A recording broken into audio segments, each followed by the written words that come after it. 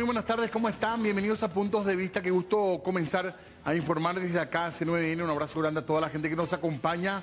Ya seguramente con mucha expectativa de cierre de año. Tema obligado en este momento hablar de lo que se viene. Se empieza a pagar aguinaldo en horas nada más. En algunas empresas privadas ya apareció el pago y era un poco el ritual de fin de año pasado, el presupuesto general como tema central. Sin embargo, se metió esta cuestión de la superintendencia de pensiones. Decimos mucho del IPS, pero no olvidemos que esto incluye a todas las cajas en realidad. Así que vamos a hablar de eso en esta noche porque fue un día muy movido en cuanto a la información. 34 grados ahora de calor realmente.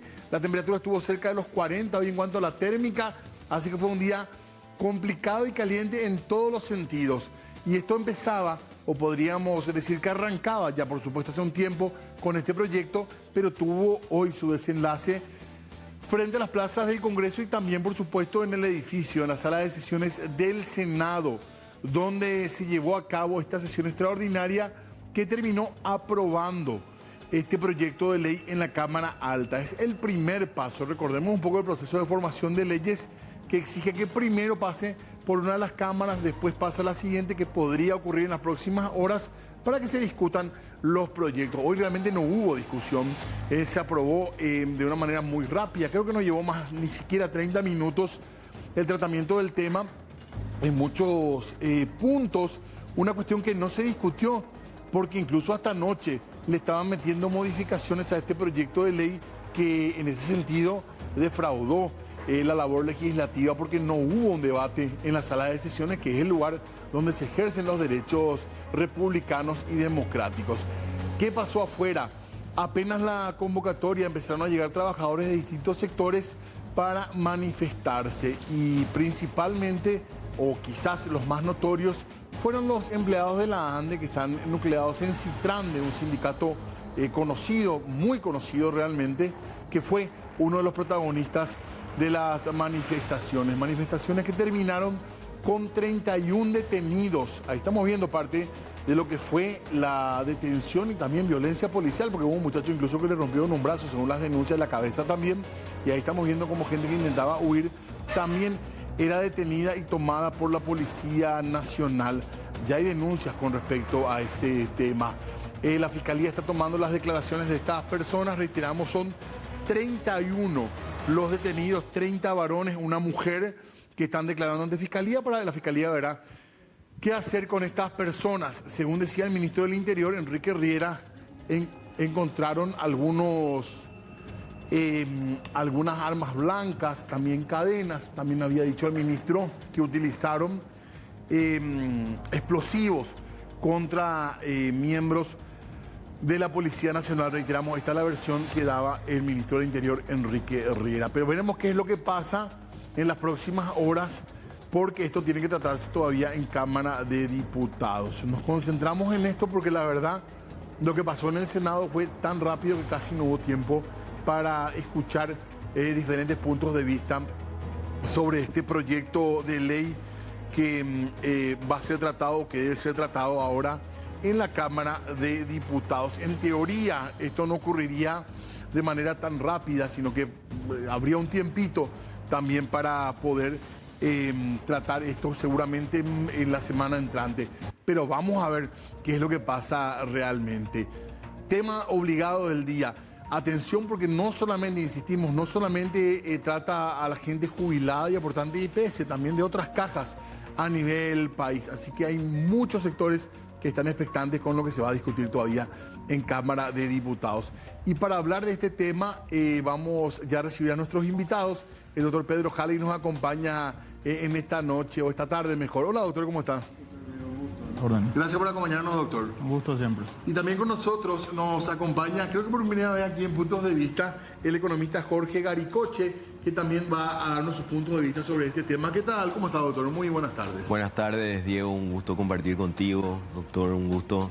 Y a toda la teleaudiencia de C9N para hablar de este tema que creo que a todos los paraguayos nos interesa. ¿Verdad que sí? Porque hay veces que uno siente que los temas son como, al menos no directamente, pero este sí es un tema que nos va a tocar o nos toca a muchos de manera directa. Y queríamos hablar un poco de esto. Y en primer lugar, antes de meternos en los temas técnicos, ¿le sorprendió la forma en que se trató esto? Porque hasta anoche, no había novedades que esto iba a ser tratado de esta manera.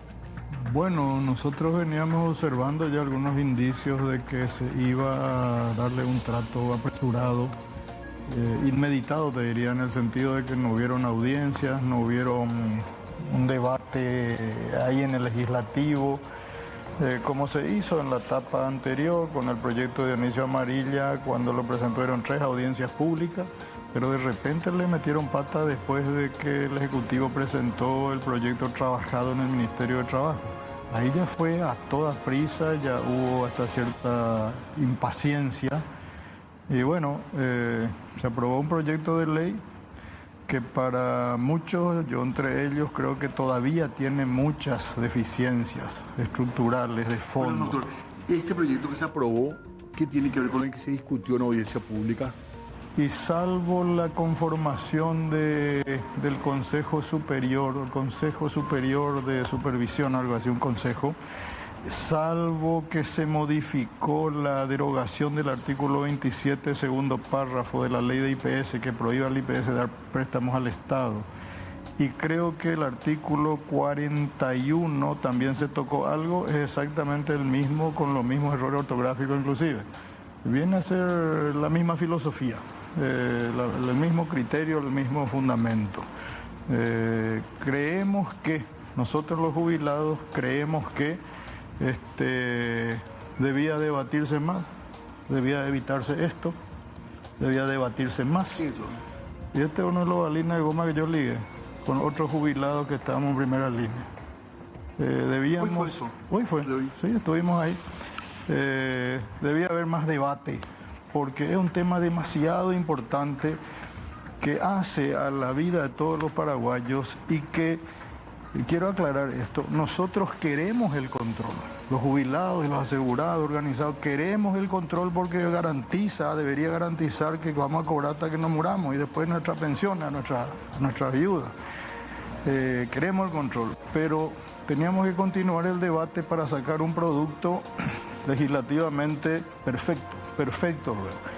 Y por otra cosa, lo que cuestionamos también es el proceso previo, la intención política de darle un viso de legitimidad o de conformidad general, cuando que en el debate que convocó el Ministerio de Trabajo solo participaron 4 dirigentes de centrales obreras que están acomodados hace años ahí, realmente no están haciendo mucho hace años, y le dieron ellos un viso de formalidad al proyecto como un consentimiento de todos los trabajadores y de los jubilados, cuando que en realidad el proyecto no bajó a las bases. Como dijo el senador Leite, y le doy la razón, hace 5 meses debíamos estar discutiendo, no ahora, 2, 3 días después, una semana antes, al punto de que el miércoles pasado, cuando se trató por primera vez, no hubo quórum. El martes a la noche se estaban enviando por WhatsApp correcciones. Y hasta esta mañana dicen que hubo. Y hasta esta mañana. Doctor, perdón, un ratito. Tu mirada, doctor, sobre esto, sobre todo sobre la forma como se encaró esto. Abstrayéndome un poco de los temas políticos, que creo que tiene un debate larguísimo realmente, podemos discutir muchos puntos de la forma. Yo me quiero centrar un poco en la importancia de esto, ¿verdad? Porque muchos queremos que se apruebe. Uno, porque hace 31 años que estamos jugando con el arco libre. Esto es un mandato constitucional y las cajas tienen que ser reguladas por una supervisión. Han pasado un montón de cosas por las cuestiones de mala administración de fondos de pensiones, de jubilaciones, que terminamos pagando todo. Hace rato vos mencionabas, Diego, de que esto es importante para aportantes de IPS y de otras cajas. Yo sumo a eso, que es importante en realidad para todos los paraguayos, porque el señor o la señora que nos está viendo, de algún modo está involucrado en esto, porque cuando paga su IVA, cuando va a la despensa, cuando va al súper y paga su IVA, está compensando déficits de cajas que fueron mal administradas en el pasado. Entonces esa es un poco la idea de tener una supervisión, de tener un arquero que disminuya esa probabilidad de mal manejos de cuestiones, que alguien por lo menos esté mirando ahí y evite las cuestiones que ya creo que todos estuvimos hablando en estos días, el tema del venezolano en Cajubi, el préstamo de IPS al BNF, y que terminó en manos de los transportistas y de 19 beneficiarios, uno terminó devolviendo esa plata. Y así podemos listar un montón de cosas más. Y para redondearme, para que la gente nos entienda, hoy el déficit fiscal, el déficit de la caja fiscal, para hablarlo correctamente, a octubre es de 117 millones de dólares. Va a cerrar en 140 millones de dólares más o menos. Eso, ¿sabes cuántas aulas implica? 7.000 aulas. Y eso el Estado tiene que poner todos los años. Y eso nosotros ponemos. Así mismo, con nuestros impuestos. Ahora, ¿por qué esta única forma? Porque el artículo 95 de la Constitución habla de una supervisión. ¿Es la única forma? Si una superintendencia no alcanza, por ejemplo, Contraloría, no alcanzan los síndicos que tiene IPS, por ejemplo, para controlar lo que se hace ahí adentro. ¿Hace falta esta figura? Sí, porque tiene que ser un ente independiente. Contraloría no es, perdón, doctor. Sí, a ver, Contraloría tiene una función de mirar mucho a lo que son las cajas públicas. ¿Qué pasa con las cajas privadas? ¿Cuál es el espectro que puede tener dentro de un ámbito privado Contraloría? Entonces, y además, creo que tiene que ser un ente técnico y especializado. Y pongo el ejemplo ahí de la superintendencia de bancos, que depende del Banco Central. Esto va a depender de otro consejo, justamente como parte de ese diálogo que se venía realizando, ¿verdad? Porque en principio la ley que se presentó por iniciativa de algunos parlamentarios figuraba de que la superintendencia iba a depender del Banco Central. Algunos atacaron eso, cuestionaron mucho porque era un tema de seguridad social y pasó a depender de un Consejo Nacional de Seguridad Social. Pero, volviendo al ejemplo que quería poner, creo que todos, de algún modo, en mi caso particular, quizás mis padres o mis tíos fueron muy afectados por la crisis del 95. Una crisis bancaria que nos terminó costando el 10% del Producto Interno Bruto según algunos registros. Para que la gente dimensione eso, la agricultura es súper importante en Paraguay. La agricultura es 7% más del PIB. O sea, esa crisis fue más grande incluso que uno de los sectores más importantes del país. Y eso lo terminamos pagando todos los paraguayos. Luego vino una superintendencia que controla, que mira, que interviene y que hoy tiene la capacidad de avisarnos, sin que incluso muchos analistas que estamos en el día a día todavía no nos dimos cuenta. De la noche a la mañana una financiera está intervenida y dice, señores, esto está con un amor a tal, con esta situación, y ya empieza a ver qué solución se puede plantear. Eso es un poco lo que se busca con un ente técnico, con un ente especializado y que tenga la capacidad de intervenir, no de administrar, como dicen muchos, supervisar e intervenir. Doctor, ¿estás de acuerdo con esto? En el fondo sí necesitamos control, hasta ahí. Pero con esa figura de superintendencia. Creo que se necesita supervisión, sí, por la historia previsional en general de todas las cajas. Ahora bien, de la idea y de la buena intención al texto, ahí está la discordancia, porque cuando vos lees lo que está escrito, especialmente el artículo 5º, inciso E, que es el meollo de la cuestión, el caracú de la cuestión, y que no ha sido modificado, le asigna al superintendente funciones de dirección, de administración, de dictar normas reglamentarias en todas las materias posibles que gestiona un consejo de administración. Y allá en el punto 10 de esas gestiones dice inversiones. De las inversiones también. O sea, el superintendente va a tener la capacidad de direccionar las inversiones, las va a tener. De establecer porcentaje por reglamento, las va a tener. Y ahí viene el conflicto. ¿Tú haces más notorio el IPS? Y mira, hablar de IPS, hasta uno vería con simpatía que una persona maneje la inversión de IPS por la inutilidad y por la injerencia política que contamina la dirección de IPS. Uno dice, ese consejo no sirve para nada. Y tienen razón, es pésimo por la injerencia política que tiene. Si son 6 funcionarios de confianza del gobierno de turno, de cada gobierno de turno. Pero en realidad no hay que detenerse en el análisis inmediato relativo a este gobierno. Y los otros gobiernos que vengan, es muy peligroso centralizar en una persona, en una forma tan ambigua, en una ley tan importante, en una terminología tan ambigua, tanta fuerza, tanta fuerza, tanto poder. En cuanto al consejo supervisor, que es del que depende el superintendente, replica los vicios del Consejo de Administración de IPS. es finalmente otra vez el presidente del Banco Central, ministro de Trabajo. A la conformación de la La superintendencia. conformación de ese consejo. Ministro de Economía, Trabajo, presidente de BCP y 3 representantes de los aportantes, jubilados, trabajadores y empleadores. Sabemos que los empleadores siempre están alineados al gobierno de turno, siempre. Ocurre en IPS. En IPS al menos sí. Así mismo. Y los trabajadores, con esta organización sindical que tenemos, estas cúpulas sindicales, la misma cosa. Ahí realmente el jubilado es el que perdería 5-1. Y si por ahí se da que hay una cuestión que se empate 3-3, ¿quién decide? Decide el doble voto el del nombrado por el presidente. presidente. Entonces, ¿Doctor coincide con esto vos? Sí, mira, inicialmente esto quería ser como la figura que tiene Chile, que depende de su Banco Central. Muchos atacaron eso y creo que un poco con el precio de la paz se intentó cambiar esa figura y se replicó una participación público-privada ahí en un intento, porque como dice el doctor, el Estado tiene ahí la fuerza. Yo no lo veo mal eso, ¿sabes por qué? Porque el Estado es el que tiene que controlar, ¿verdad? Si uno termina teniendo mayoría privada, puede terminar pasando lo que pasaba antes en Setama, donde el privado tenía mayor fuerza y cuando tenía que regular, terminaba Ahora, regulando para sí. ¿Cómo entendemos IPS? pero ¿Una institución de qué tipo? un comentario Sí. respecto a lo que señaló el doctor. Está bien, yo creo que el Estado tiene que participar porque así lo dice la Constitución, bajo supervisión del Estado, pero no hay que dejar de ver que eso funciona bien en un mundo ideal, pero no en un Estado que le debe 600 millones de dólares a IPS y que ahora va a pasar a controlar de cierta forma. O sea, el principal deudor va a ser el árbitro, el regulador. Eso es una discordancia que hay que trabajarla, hay que analizarla. Yo no veo bien eso. Y en cuanto a tu pregunta, ¿era?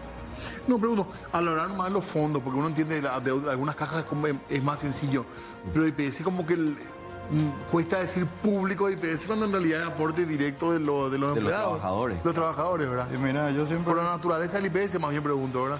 Siempre definí IPS como una entidad de derecho público, de derecho administrativo público, de capital privado y gobernado y administrado por el gobierno de turno. Es un híbrido.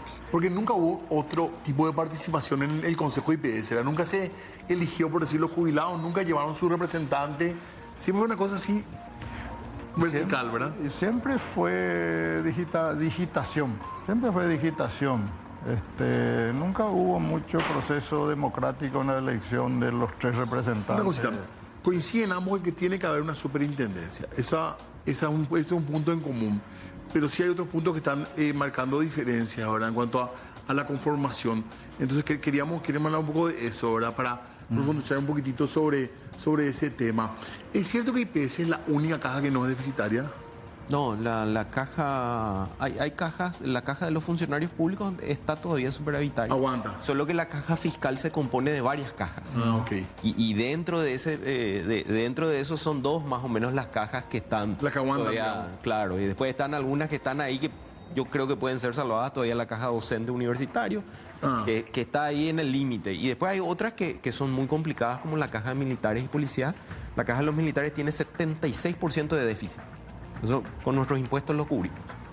Bueno, súper interesante, le toca a un montón de gente. Después vamos a hablar del otro aspecto, del aspecto menos grato de todo esto, que fue lo que pasaba hoy en la plaza. Pero estos puntos son los importantes y que son lo que nosotros hubiésemos querido que se escuchen en la sesión de hoy del Senado, por ejemplo.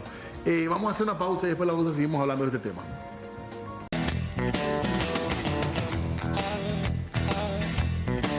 Solicito que ese capítulo sea aprobado tal cual como está y que se cierre el debate. A consideración la moción de cierre de debate. Y se anota. Votación del capítulo 4, por favor, habilitar voto electrónico. Yo quiero hablar, presidente, por favor. ¿Y se le anota a usted primero? Y estoy enojada, presidente, ¿cómo se están llamando a votación? No, pero porque ya se cerró el debate ahora sobre este capítulo. No se puede hablar acá, no se puede hablar porque están atropellando todos. Nosotros tenemos derecho a ponernos en particular. Bueno, lo que pasaba hoy en el Senado y seguimos hablando nosotros del proyecto en sí, también un poco el marco político. Y ya le damos la bienvenida, también se suma y le agradecemos mucho su presencia acá a la ministra del Trabajo. ¿Cómo es el cargo completo, ministra? Ministra de Trabajo, Empleo y Seguridad Ahí Social. está, Mónica Recalde. Gracias, doctora, por estar muy amable. Gracias por compartir con nosotros. Muchas gracias, Diego, Pedro, doctor. Muy buenas tardes a todos. Doctora, hacía falta de esta manera que se trate hoy en el Senado. ¿Por qué se tomó una decisión política de este tipo, digamos? Bueno, el tema de la superintendencia, como hemos mencionado, ya se viene trabajando hace bastante tiempo. Creo que se acordaron con los sectores, se construyó un nuevo proyecto de ley donde hubo una amplia participación, eso nosotros recalcamos. Nadie puede decir que no fue invitado, ¿verdad? Uno puede estar de Hay sindicatos acuerdo. que dicen que no. ¿Quiénes? Y varios de los grupos de sindicalistas dicen que no fueron invitados. Fueron invitados todos los solamente un representantes para participar del proceso del diálogo social. Nosotros en el Ministerio de Trabajo abrimos mesas sectoriales, la mesa de seguridad social, que va a permanecer no solamente tema de superintendencia, esto se va a proyectar todo el año que viene porque hay muchos otros temas en el ámbito de seguridad social que tenemos que abordar. Estaba escuchando anteriormente las discusiones con respecto a las cajas, los problemas de los parámetros, los déficits, esos son temas que hay que abordar. Por eso la mesa de seguridad social del Ministerio de Trabajo inició con este proceso de superintendencia ya el 22 de agosto, cuando justamente ante los reclamos del proyecto que estaba en el Parlamento, surge la propuesta del Ejecutivo de abrir una mesa de diálogo, de sentarle a todas las partes y de poder discutir cuál es la visión y la mirada que tiene que tener la superintendencia. Nosotros ahí con el ministro de Economía nos comprometimos que ese proyecto iba a ser desechado y se iba a construir uno nuevo. Y ahí acordaron los sindicatos, las centrales sindicales y el sector empresarial en sentarse y debatir ese proyecto. En ese mismo marco le invitamos a los jubilados para que tengan también sus aportaciones. Tuvimos 2 mesas de trabajo más varias notas que se le había enviado para que ellos refuercen lo que verbalmente manifestaron. Y bueno, eso fue un consenso, un acuerdo que se hizo en el Doctor Jaime, le trataron de mentiroso, incluso el presidente de la República creo que le trató Pero de esa manera, doctor. Fue por otra cosa. No sé por qué dijo que yo le pedí cargo. No fue por el tema de sí, hubieron mesas de trabajo con el ministerio, pero difiere un poco con la ministra, porque si bien estuvieron representantes de los sectores, por ejemplo trabajadores, estuvo Bernardo Roja, Sonia Leguizamón, Aldo Snet, y no recuerdo quién más, 4 presidentes o secretarios de dirigentes de las centrales. Sí. Pero no llevaron la representatividad de sus bases, como dicen ellos. Es decir, no bajaron, como dice Adolfo Villalba, que hoy está preso, o como dice Gabriel Espínola, o como dicen otros referentes del sindicalismo de base, no bajaron para discutir y tener la suficiente representatividad para que esa firma que pusieron esos 4 referentes esté respaldado por sus bases. Eso es lo que faltó. Por eso es la crisis que se da ahora con Citrande, con Notel, con camioneros, con embarcadizos. No están de acuerdo con la representatividad que tuvieron, entre comillas, esas personas. Ahí es donde el proceso falló un poco, con toda honestidad te digo, ministra. Y también la participación de los jubilados, sí participamos, es cierto. Yo fui invitado a una mesa, fui y manifestamos nuestras objeciones. ¿Cuál era nuestra objeción? Ese proyecto que presentó Dionisio Amarilla era un copy-paste, un refrito mal hecho del proyecto del 2015 que había presentado Peña en el gobierno de Horacio Cartes, que sí era un documento técnico, denso, académicamente bien hecho, pero este era un resumen medio frankensteiniano de aquel otro. Por eso tantos errores y tanta discordancia y tantas ambigüedades. Nosotros quisimos y propusimos, creo que quedó en acta en el ministerio, que había que desechar ese proyecto y sentarnos a hacer uno nuevo, bien hecho, de cero si es posible, pero nos ganó el tiempo, la velocidad del proceso que allá había que hacer. Y entonces no se hizo un proyecto nuevo, tal así que este que se aprobó contiene hasta los mismos errores ortográficos o de incisos de aquel de Dionisio Amarilla. No es un nuevo, tal vez se cambiaron 3 cosas, el consejo y algunas otras normas, a tal punto que hasta esta mañana se está corrigiendo el proyecto que se aprobó. Y lo otro que quiero señalar es que no veo en la filosofía del proyecto solamente supervisión, análisis de riesgo. Veo algo más, leo algo más, leemos algo más, como la gestión de dirección, de administración, vemos que hay un superintendente que va a penetrar en la autonomía, por decirlo así, en la autodeterminación de las cajas, especialmente de IPS, y va a tener decisiones. Yo creo que los consejeros del IPS estarán muy preocupados, pues se van a quedar sin trabajo ahora, van a ser satélites de una superintendencia. Y en cuanto al Consejo Superior que se creó, que sí fue un tema que se modificó, porque salió de Banco Central y pasó a depender de un Consejo Superior.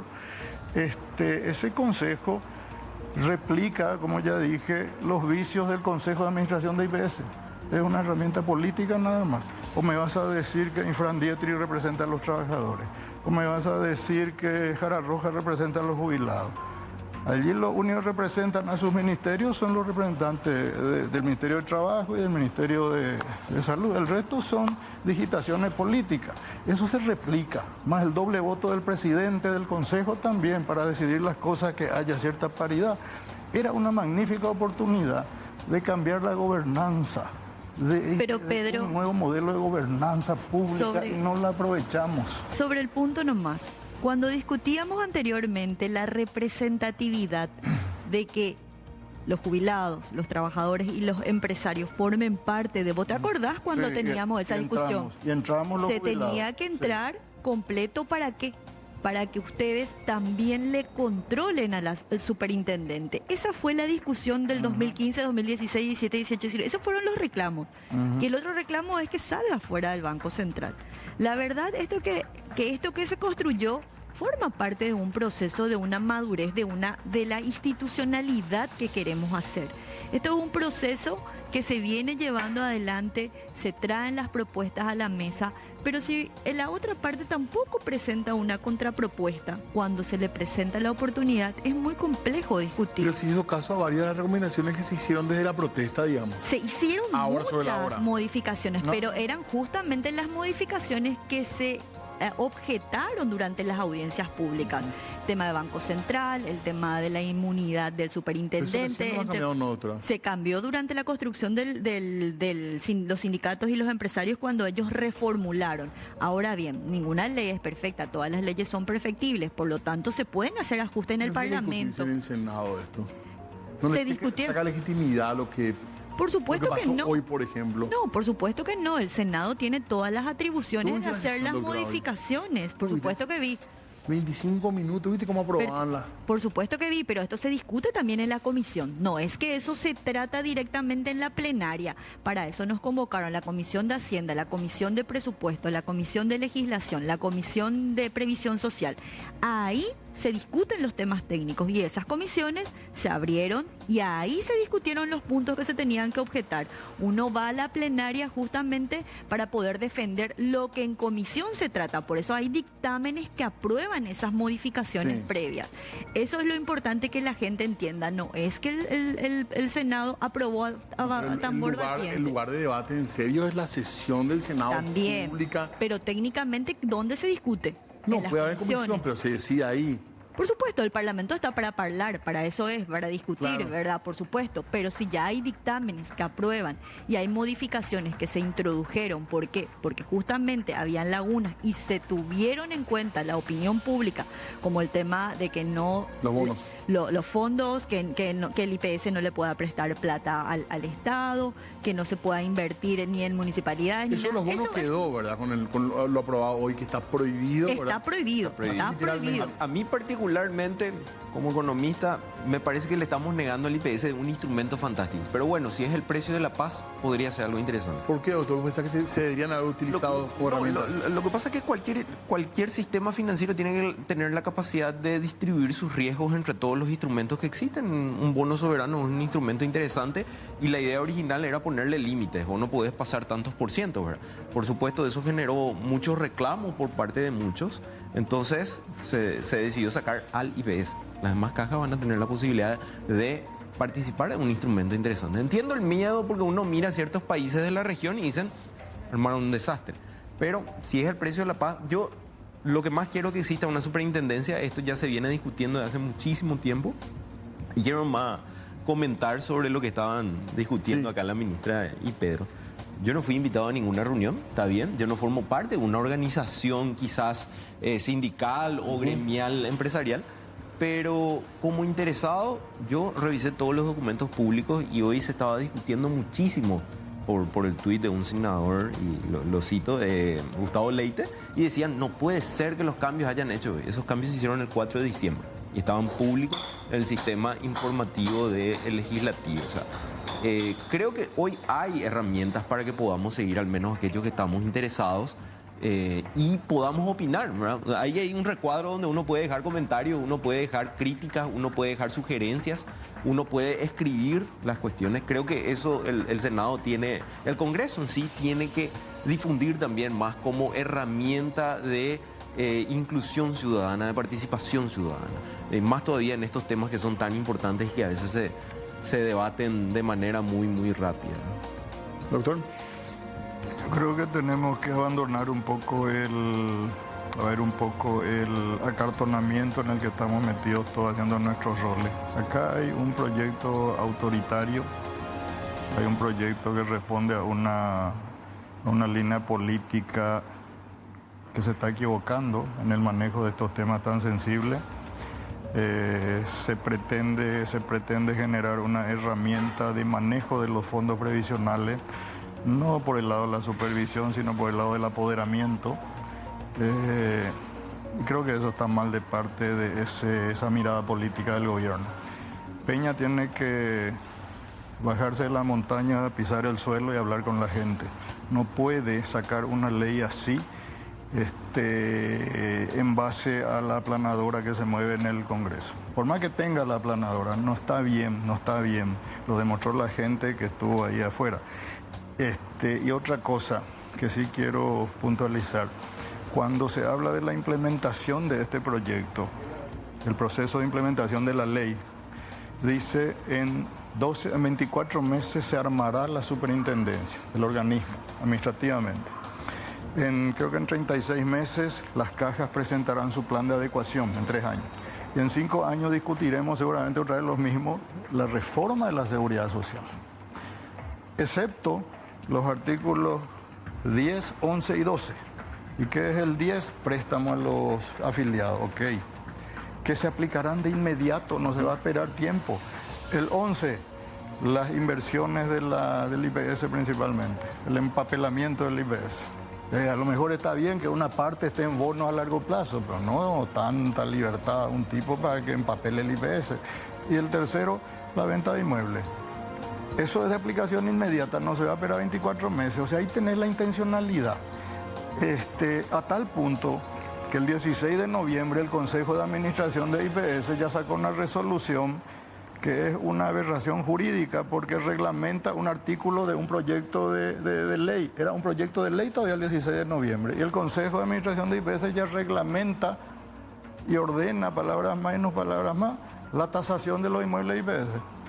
Entonces eso denota que hay una línea que se sigue, una línea que baja desde algún lado y todo el mundo se mueve en función a esa línea.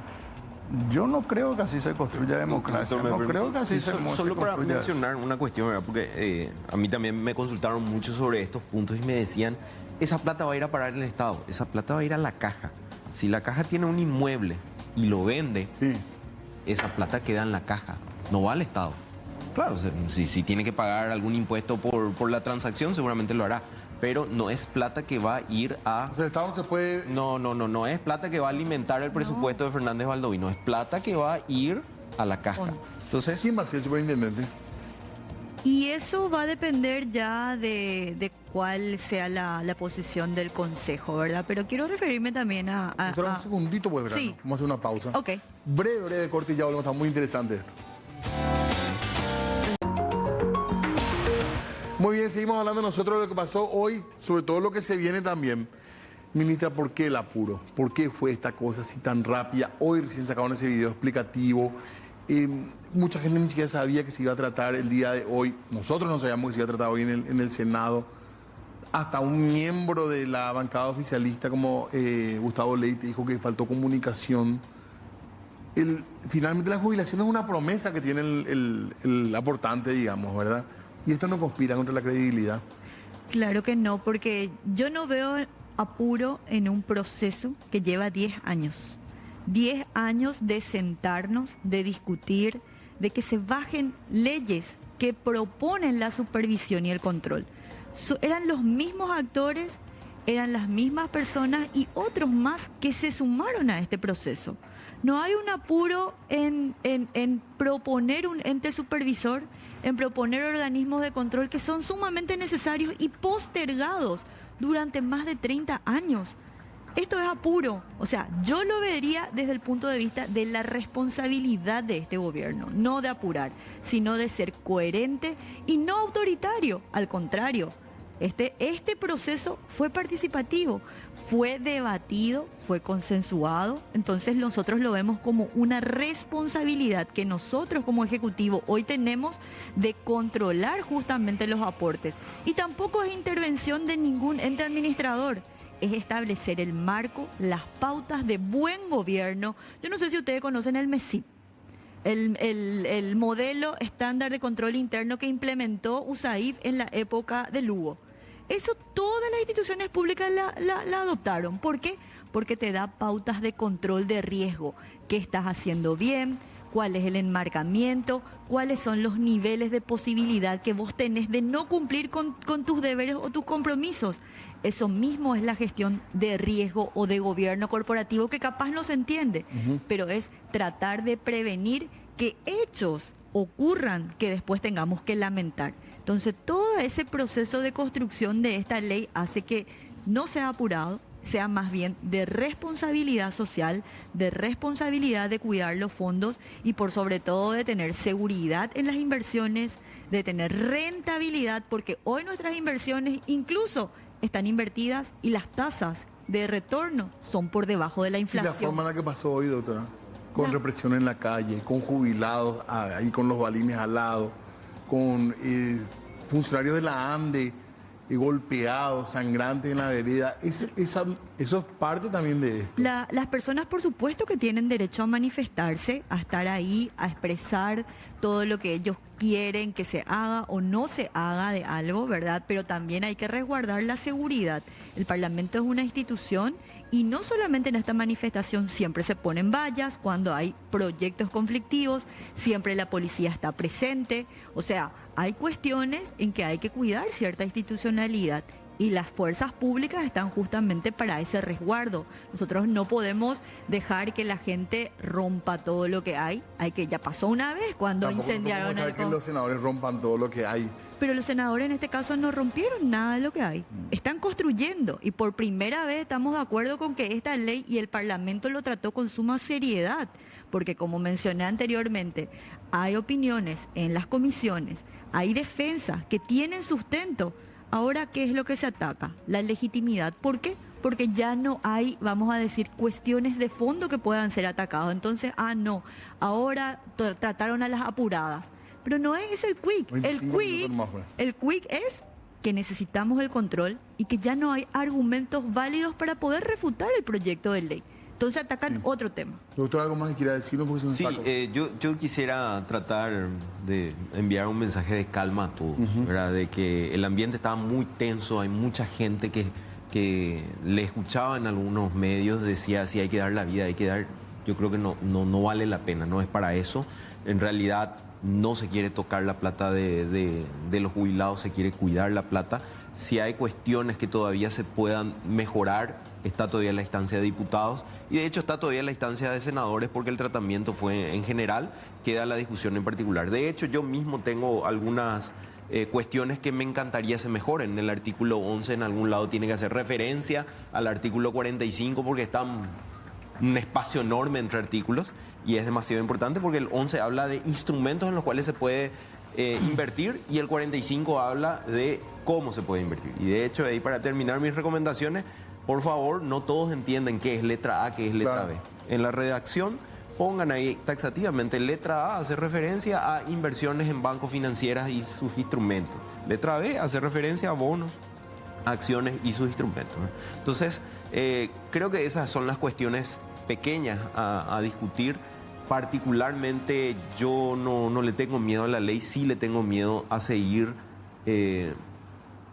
mucho tiempo más sin tener a alguien que supervise, porque como decía hace rato, a mí particularmente no me gusta pagar impuestos por decisiones que se han tomado erróneamente en el pasado. La jubilación de alguna forma es un pacto intergeneracional y ese pacto se rompió en el proceso en el Paraguay porque algunas cajas administraron mal y hoy muchos de mi generación tenemos que pagar con nuestros impuestos por ese mal manejo que existió en el pasado, que nadie lo vio. Gracias, doctor, muy amable. Doctor Jaley. Y bueno, yo no quiero ser tan mesurado ni tan... No sea, doctor. Yo le pido a la gente que esté alerta. Le pido a la gente que salga a la calle, que se levante si es necesario, porque tenemos que parar un proyecto autoritario devenido de una visión dictatorial economista que quiere instalar un poder centralizado en lo económico. Le digo a la gente, estén alertas. Vamos a tratar de parar este mamarracho en diputado o donde sea. Vamos a hacerlo porque la gente es la que tiene la razón, no Pedro Aye, no la doctora, no el doctor, la gente. Y la gente ya se manifestó y la iglesia ya se manifestó y todos ya se manifestaron, pero nadie escucha. Y bueno, van a tener que escucharnos en la calle. Alertas porque esto va a seguir. Gracias a los tres por estar con nosotros, muy amables. Muchas gracias, Diego. Hacemos una breve pausa, ya volvemos enseguida.